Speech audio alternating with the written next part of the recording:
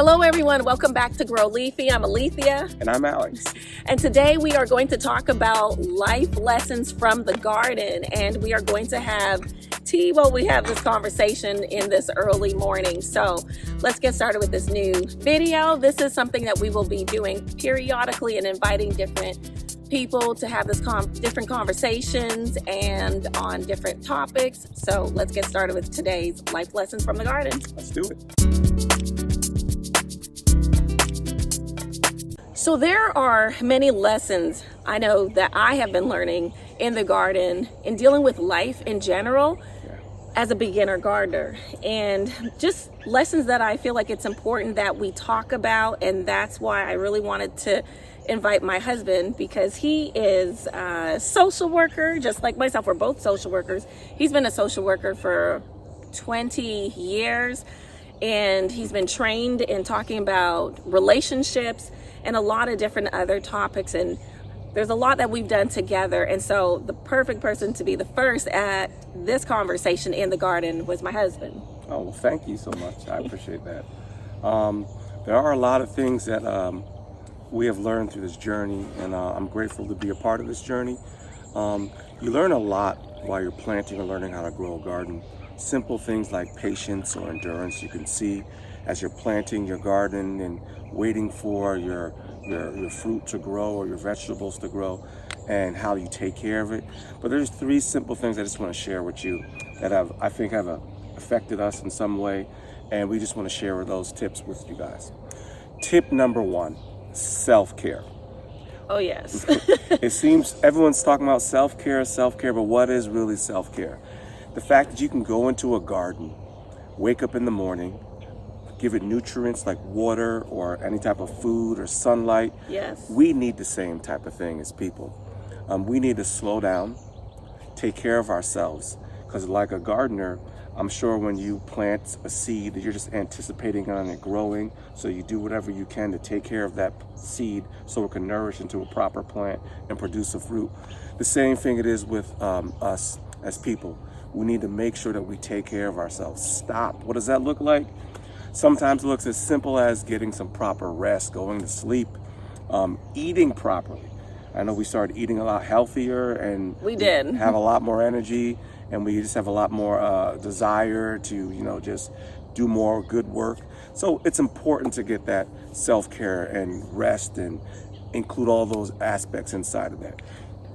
But how do you, and feel free to help yourself to some tea. I'm just gonna I'm hoping chime I'm holding my finger right when I drink it. Yeah. And I'm just gonna break a piece, if I could break a piece of this mint. Just mint from the garden, that's all that we're drinking. So self-care, but Good. How do you have the time for self-care? Alex, now you know we're busy. Oh, very much. Very, very We are busy. very busy people. We've got a child who's very active, and actively involved in different community efforts. We're very active. We work full time. So gardening is not our full-time thing that we do. And No, then it's we're not. actively involved in, in our church and in our communities and doing different things. So how does somebody take time to take care of themselves if they're so busy? Well, I think the first thing you need to do is schedule that time purposely. Be intentional about it. And that reason is the same way you would be intentional about getting up to go to work on time or getting up to help somebody. You have to be intentional about getting up, scheduling, taking time to take care of yourself. Some people get pedicures, manicures, massages. Yes. When do I get mine, babes? Whatever. Some people go on walks. Some people have pets or animals that they engage with. But it's important to take that time out, at least an hour. At least an hour to reflect, relax, and just get away from your technology. Yes. Just be quiet and still in the moment so that you can enjoy that particular time. So you're suggesting how often per week? Like daily? Is it something daily, once a week, twice, 3 times a week for taking time out for yourself? If you can afford to do it on a daily basis, do it. Okay. If not, because some people's schedule's rigorous with kids and everything, and you have to at least get it in at least once or twice a week. At least you have to get once or twice a week. And if it's if you should have more personal time if you're spending less time a week trying to get that time. And just take if it's every day at least an hour. If it's once a week, at least splurge yourself with 2 hours to yourself if you can possibly. Okay. Secondly, the next thing I want to talk about is relationships with people. Like plants, there are all different types of species of plants you may have in this garden. Squash, you beets, you have, what else do you have in there growing up? Different types of flowers, beans. Brussels sprouts, Swiss chard. Yes, just like turnips. plants, we're all different people. Yeah. And we need care differently. We need to speak to people differently. We need to build relationships with people differently. The same way you nourish a Swiss chard or a watermelon or even beans, they're not all the same way. Some need more light than others. Some need to take time growing more than others, and others are just instantly. You don't need much attention to it at all. But it's important that as relationships, people are the same exact way. Take time to get to know people. You know, take time to just listen to people. Have a great conversation, because oftentimes we're so busy, we just text out and leave, but we lose that important relationship, communication type of atmosphere with people. So that's something I'm learning about this being in this garden. We can take time to be in here and nourish and have relationships with our plants in terms of feeding or taking care of them, the same way we need to have with people. Yeah. And I mean, even as a gardener, learning how to care for the plants, there definitely is a relationship.